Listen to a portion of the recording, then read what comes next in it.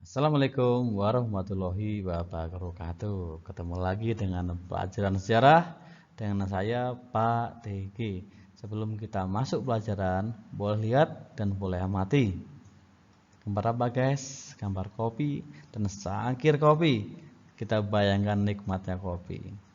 Namun kali ini saya tidak akan membahas tentang kopi, tapi membahas tentang latar belakang penanaman kopi. Salah satunya adalah hal tersebut.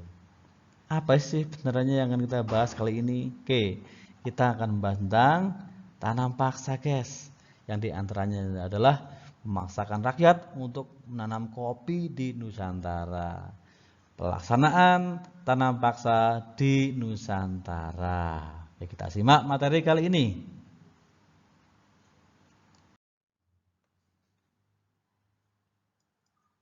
Tanam paksa adalah sebuah usaha yang dilakukan pemerintah Belanda untuk memaksakan petani Indonesia menanam komoditas unggulan, tanaman produksi yang harganya mahal di Eropa sana, guys, seperti itu.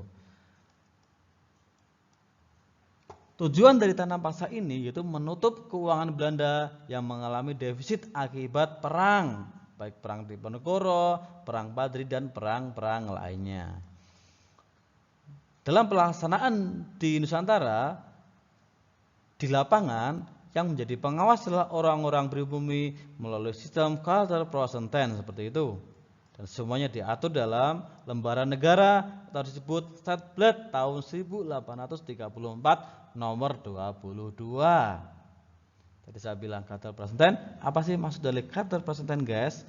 Kaiserpräsidenten adalah sistem yang dilakukan oleh pemerintah Belanda dalam pelaksanaan sistem tanam paksa, yaitu untuk memberikan hadiah kepada pribumi yang berhasil mencapai target hasil panen minimal dengan waktu yang cepat dan hasil yang banyak, guys.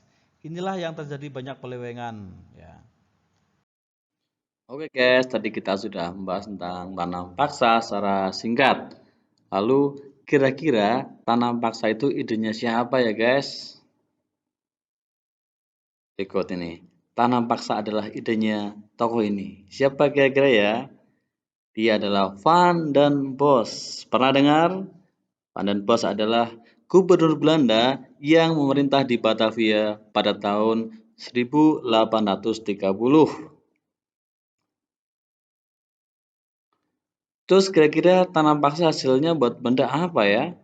Wow, besar sekali guys. Yang pertama adalah tanam paksa menjadikan Belanda menjadi negara yang kaya raya, makmur luar biasa, dan menjadikan NHM menjadi perusahaan dagang yang tersukses. Apa sih NHM? NHM adalah perusahaan dagang Belanda atau Netherlands Handelsmaatschap yang merupakan pengganti dari VOC yang pernah sukses namun bangkrut akibat korupsi. Itulah NHM. Dan yang ketiga adalah Belanda menjadi negara industri yang maju. Dan sambil semua bahan mentahnya diambil dari Nusantara. Dari proses tanam paksa tersebut guys. Oh, sebuah hasil yang banyak sekali bagi Belanda. Lalu bagi Indonesia jelas ada, jelas banyak. Yang pertama, rakyat Indonesia mumet, pusing. Karena apa? Karena pajak yang memberatkan. Sudah miskin, dipaksa bayar pajak. Yang kedua adalah berkurangnya pasokan beras dari para petani. Karena para petani sibuk menanam tanaman yang dipaksakan oleh Belanda.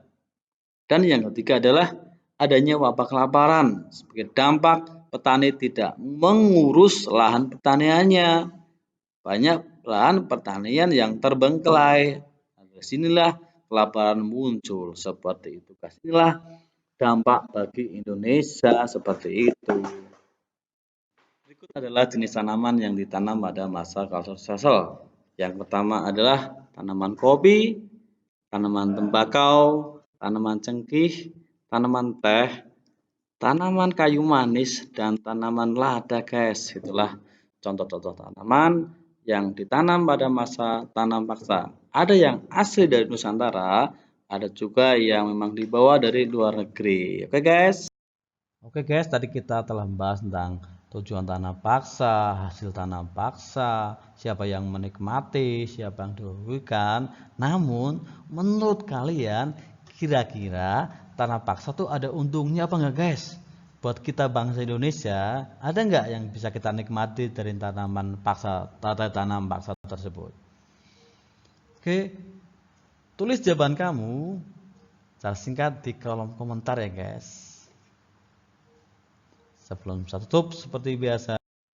Sebelum saya tutup materi kali ini, seperti biasa ada sedikit kata-kata mutiara. Perlakuan paling konyol yang sering diterima sejarah adalah manusia tak pernah mau belajar darinya. Ya, oke guys, itu dari G.W.F.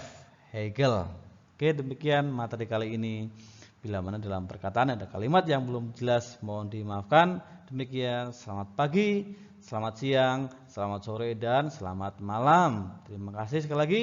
Wassalamualaikum warahmatullahi wabarakatuh.